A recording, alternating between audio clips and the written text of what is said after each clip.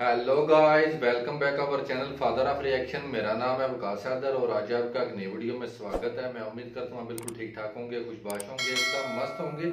आज जो वीडियो लेके आया हूँ, जिस वीडियो पे मैं रिएक्शन करने जा रहा हूँ, उस वीडियो का टाइटल है India is controlling United Kingdom, India vs UK, Modi Rishi Sunak. ये ऋषि सोनक यूके के, इंग्लैंड के न्यू प्रधानमंत्री बने हैं, वजीर आजम बने हैं। तो इसको लेके ये वीडियो है कि कैसे इंडिया यूके को कंट्रोल कर रहा है। जिस चैनल से ये वीडियो ली है उस चैनल का नेम है it's incredible for you. Video का ओरिजिनल लिंक और चैनल का नेम आपको मिलेगा डिस्क्रिप्शन में। इसको विजिट करें, लाइक करें, सब्सक्राइब करें।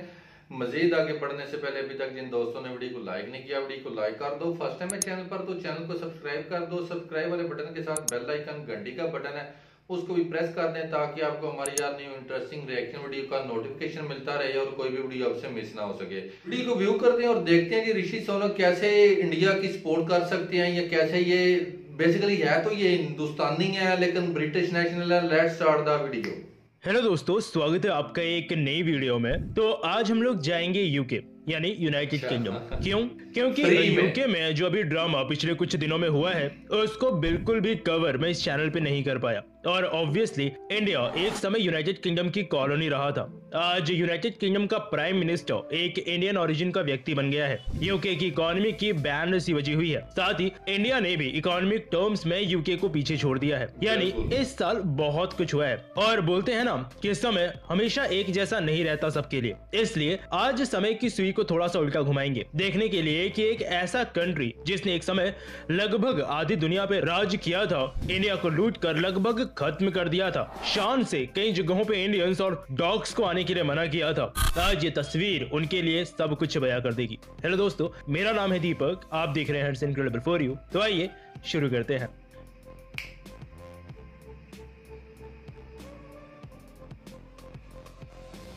तो इंडियन हिस्ट्री में बहुत ज्यादा बताने वाला हूं नहीं, आपको पता ही है कि इंडिया के अंदर जब तक इन्वेजन नहीं हुआ था, या ऐसा बोलूं कि उन लोगों का इन्वेजन नहीं हुआ था जो इंडिया को लूटने के इरादे से यहाँ आए थे, उस वक्त तक इंडिया एक ऐसा कंट्री था जो कि वर्ल्ड जीडीपी में सबसे ज्यादा कंट्रीब्यूट किया करता था। और वैसे ब्रिटिशर्स ने सिर्फ इंडिया ही नहीं बल्कि दुनिया के कई देशों को लूटा है। इसलिए अगर लॉजिकली देखा जाए तो इनकी हिस्ट्री बहुत डार्क है। लेकिन बोलते हैं ना कि समय बदलता है। आज से 75 साल पहले कोई नहीं सोच सकता था कि एक ऐसा जिसको बिल्कुल चूज कर खत्म करके ब्रिटिशर्स जा रहे हैं, वो ना सिर्फ इकोनॉमी में इनको पीछे छोड़ देगा बल्कि उसी कंट्री के ओरिजिन का एक इंसान इनके प्राइम मिनिस्टर की गद्दी पे बैठेगा। वैसे मेरा मेन सोचना ये भी है कि ऋषि साहब अगर इन पे अभी थोड़ा सा सॉल्ट टैक्स भी लगा देना तो मतलब सोने पे सुहागा हो जाएगा। खैर, अभी वैसे कहने के लिए आपके पास ये भी है कि ठीक है, नॉमिनल जीडीपी में हम थोड़ा सा आगे निकले हैं, लेकिन ह्यूमन डेवलपमेंट इंडेक्स हो या पर कैपिटा हो, ये जो मेन चीजें हैं इनमें हम अभी भी बहुत पीछे हैं। खैर,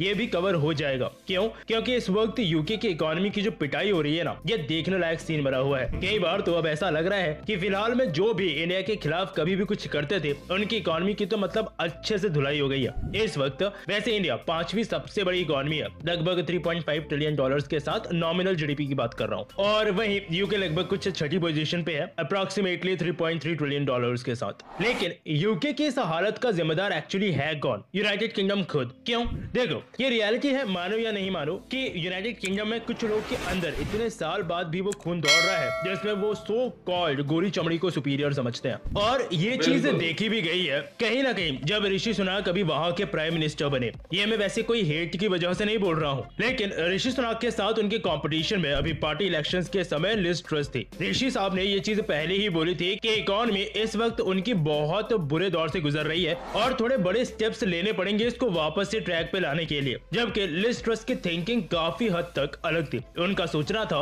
उनके अकॉर्डिंग इकोनॉमी में कोई बहुत ज्यादा चेंजेस की जरूरत थी नहीं, वो थोड़े बहुत चेंजेस करके इसको वापस ट्रैक पे ला सकती थी। खैर, फिर जीतने को तो सबसे पहले लिज ट्रस ही जीती, जो कि सबने सोच ही रखा था। लेकिन जीतते ही इन्होंने पता नहीं कौन सा माल फूका, क्योंकि जो डिसीजंस इन्होंने लिए उससे समझ में आ गया कि कितना आगे लेके जा सकते हैं ये कंट्री को। इन्होंने एक जो इंपॉर्टेंट स्टेप उठाया पीएम बनने के बाद में, उसमें इन्होंने टैक्स काफी हद तक कम कर दिया था जो सो कॉल्ड अपर क्लास हुआ करते थे उनका, क्योंकि उनके अकॉर्डिंग, जी हाँ, उनके अकॉर्डिंग उनको लगा कि ये चीज कंट्री में पैसा बचाएगी और जो पैसा बचेगा इसको हम लोग वापस से कंट्री में लगाएंगे, इंफ्रास्ट्रक्चर में लगाएंगे, जॉब जनरेट करेंगे, जो महंगाई बढ़ रही है थोड़ा कंट्रोल में आएगी, लोगों के पास जॉब्स नहीं है तो उन्हें जॉब्स मिलेंगी। लेकिन इस प्लान पे इनके ही अपर क्लास ने पानी फेर दिया। जैसे लिज ट्रस सोच रही थी वैसा घंटा कुछ नहीं हुआ। टैक्स कटाई जो गवर्नमेंट ने की उसका तो अपर क्लास ने स्वागत किया, लेकिन पैसा कहीं नहीं लगाया, उन्होंने खुद रख लिया। मतलब जो थोड़ा बहुत गवर्नमेंट पे पैसा जा भी रहा था वो भी खत्म हो गया। मतलब गैप और ज्यादा बढ़ गया एक मिडिल क्लास, लोअर क्लास और अपर क्लास के बीच में। लिज ट्रस ने पहले के मुकाबले कर्जा भी ज्यादा लिया उस बीच जब वो पीएम थी, यानी डेप्ट टू जीडीपी रेशियो भी बढ़ने लगा था उनके टाइम पे। डेप्ट बढ़ रहा था और जीडीपी ढंग से ग्रो कर नहीं पा रही थी। मतलब एक महीने में ही बहुत बढ़िया काम करके गई है वो। लेकिन अभी वैसे क्वेश्चन ये है कि गोली चमड़ी खैर कुछ भी बोले, क्योंकि इतना होने के बाद भी मैंने ये चीज देखी है कि कई लोग आंख पे पट्टी बांध के फिर भी लिज ट्रस को ही सपोर्ट कर रहे थे और नहीं चाहते थे कि ऋषि सुनक पीएम बने। क्यों? क्योंकि वो उनकी तरह गोरे नहीं है। और ये गोरी चमड़ी वाले क्लेम करते हैं दुनिया के सामने कि ये लोग सिविलाइज्ड सोसाइटी से हैं। खैर सिविलाइज्ड हैं या नहीं ये तो पता नहीं, लेकिन रेसिज्म आज भी है वहाँ पे, ये चीज तो इस बीच पता चल गई। खैर ऋषि सुनक क्या इनकी इकोनॉमी संभाल पाएंगे और इंडिया के लिए ये चीज कैसे और कितनी अच्छी रहेगी इस पे बात करते हैं। तो ऋषि सुनक जब से वहाँ के प्राइम मिनिस्टर बने हैं तो एक शांति वाला माहौल तो थोड़ा बहुत बना हुआ है, क्योंकि ये चीज लोगों को पता है कि सुनक साहब फाइनेंस सेक्रेटरी रहे हैं। इससे पहले भी इकोनॉमिक प्रेडिक्शंस उनकी काफी हद तक सही रही हैं। मतलब कुछ भी हो वो लिज ट्रस की तरह बिना हाथ पैर वाले डिसीजंस तो नहीं लेने वाले हैं। हो सकता है कि जैसे अभी इनकी करेंसी पाउंड की इंटरनेशनल मार्केट में धुलाई हो रही है तो ऋषि साहब काफी हद तक इसको कंट्रोल कर ले, लेकिन ये भी है कि बहुत से चैलेंजेस अब इनके सामने आने वाले हैं। करेंसी तो एक है ही, एनर्जी क्राइसिस भी है। रशिया यूक्रेन वॉर के टाइम से ये चल रहा है, क्योंकि रशिया पे एनर्जी के लिए काफी हद तक डिपेंडेंट था यूनाइटेड किंगडम। और इसके अलावा इन्फ्लेशन जो अभी यूके की मार्केट्स में दिख रहा है, और सबसे इंपॉर्टेंट इकोनॉमिक ग्रोथ जो कि बहुत स्लो हो चुकी है। ये बात है कि ये सारी चीजें एक दूसरे से कनेक्टेड हैं, लेकिन मेहनत बहुत होने वाली है इसको वापस से ट्रैक पे लाने के लिए। यूके के पास में उनका कोई बहुत ज्यादा फॉरेन रिजर्व भी अब बचा नहीं है, तो चांसेस ये भी पूरे के पूरे हैं कि फ्यूचर में पाउंड की और ज्यादा पिटाई होगी। और जैसे जैसे पाउंड की और ज्यादा पिटाई होगी इन्फ्लेशन यूके में और ज्यादा बढ़ता हुआ ही दिखेगा। और बाकी क्या ऋषि साहब का यूके का प्राइम मिनिस्टर बनना इंडिया के लिए अच्छा रहेगा या बुरा रहेगा, मैं इसके बारे में चैनल में कुछ नहीं बोल रहा हूँ। क्यों? क्योंकि मिक्स्ड रिएक्शंस है। मैंने खुद ही कई लोगों से ये रिएक्शन देखे हैं जो काफी खुश हैं इससे, जबकि कई लोगों के ऐसे रिएक्शंस भी देखे हैं जिनमें उनके हिसाब से ऋषि साहब का यूके का पीएम बनना इंडिया के लिए ऐसे भी कोई बहुत अच्छी बात नहीं है जितनी हम सोच रहे हैं। तो ये वाला काम एटलीस्ट मैं आपके ऊपर छोड़ रहा हूँ। आपकी राय क्या है सुनक साहब को लेकर के? उनको यूके का प्राइम मिनिस्टर बनता देख आपको क्या लगा था कि ये इंडिया के लिए कैसा रहेगा? बताइएगा नीचे कमेंट सेक्शन में। वैसे शायद 2025 में वापस इलेक्शंस होंगे यूके के अंदर, तो उस वक्त अब क्या होता है ये भी देखने वाली चीज है, क्योंकि जिस पार्टी से ये लोग हैं यानी कंजर्वेटिव पार्टी, उनमें इंटरनल फाइट्स ही होने लगी हैं पॉलिटिक्स को लेकर के, जो कि एटलीस्ट समझदार लोग जो भी हैं यूनाइटेड किंगडम में वो समझ गए होंगे कि ऐसे तो ये लोग कंट्री को नहीं संभाल पाएंगे। और अगर 2025 में भी इलेक्शंस में चीजें चेंज हुई तो ये बात पक्की है कि यूके भले ही धीरे धीरे ग्रो करता रहेगा, लेकिन फिर एक ऐसी स्टेज पे वो जरूर पहुंच जाएगा कि हम कह सकते हैं कि यूनाइटेड किंगडम बस अब चल रहा है, जो उसका दौर हुआ करता था वो अब पूरी तरह से खत्म हो गया। बाकी आपकी कोई राय हो इससे रिलेटेड नीचे कमेंट सेक्शन में लिखिएगा जरूर। वीडियो पसंद आई हो तो लाइक और शेयर जरूर करना। मुझसे और कुछ भी कहना चाहते हैं तो आप मुझसे ट्विटर पर जुड़ सकते हैं, ये है मेरी ट्वीट। जी तो गाइस ये थी जी वीडियो। हालांकि वीडियो का टाइटल जो मैंने पढ़ा था, जो मैंने देखा था, जो इसका थंबनेल देखा था, तो मेरे ज़हन में भी यही था कि ऋषि सुनक को लेके वो बेसिकली हिंदुस्तानी है, इनकी फैमिली माइग्रेट करके यूके गई थी।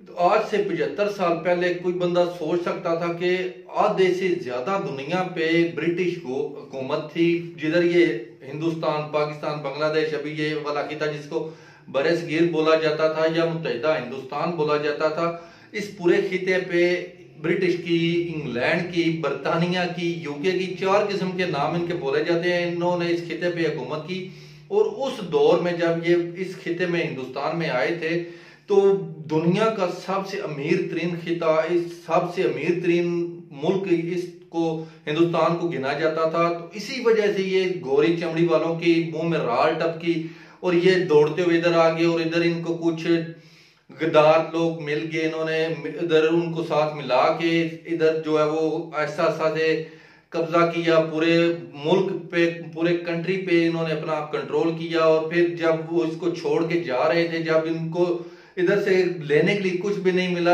यानी कि सब कुछ वो पहले ही ऑलरेडी इधर से शिफ्ट करके यूके में ट्रांसफर कर चुके थे, तो तब इन्होंने इस खिते को एक नई आग में झोंक दिया। पाकिस्तान एक अलग कंट्री बना, हिंदुस्तान एक अलग कंट्री बना, और आपस में इनके एक इख्तलाफ छोड़ के गए। कश्मीर वाला इशू इनमें ऐसा वो छोड़ के गए। आज तक 75 साल हो चुके हैं और अभी तक हम पाकिस्तान और हिंदुस्तान इसी एक इशू को लेके बैठे हुए हैं।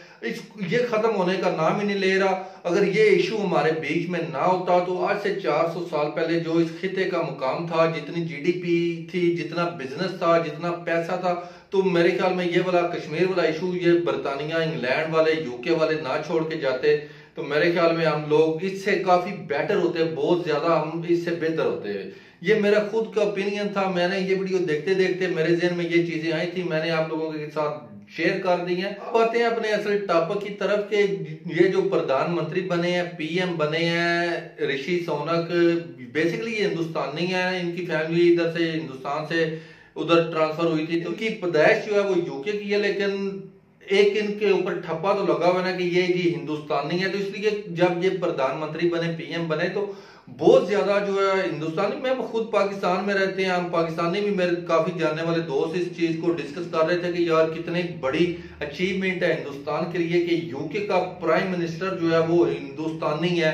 ठीक है इनकी फैमिली हिंदुस्तान से थी, लेकिन वो यूके के प्राइम मिनिस्टर बने हैं और उस कंट्री की एक पूरी, ये एक बंदे के हाथ में कुछ नहीं होता, पूरी एक कैबिनेट होती है, पूरी एक टीम होती है। वो सारा प्रोसेस, कोई भी कानून साजी करनी होती है या कोई भी डिसीजन लेने होते हैं, वो फर्द वाहिद के डिसीजन नहीं होते, वो सब मिल के बैठते हैं, डिस्कस करते हैं, उसके बाद वो फैसला किया जाता है। तो इसलिए मेरे ख्याल में आपको ज्यादा ओवर कॉन्फिडेंस नहीं होना चाहिए। जो लोग इस चीज को लेके बड़े जो है वो उछल कूद कर रहे थे जी। तो गाइस कैसी लगी आपको ये वीडियो, कैसा लगा आप लोगों को मेरा रिएक्शन, कमेंट सेक्शन में मुझे जरूर बताना है। ऐसी किसी और वीडियो पे अगर आप मेरा रिएक्शन देखना चाहते हैं, इस वीडियो का लिंक आप मुझे कमेंट सेक्शन में सेंड कर दें, मैं आपकी रिक्वेस्ट पे जरूर अमल करूंगा।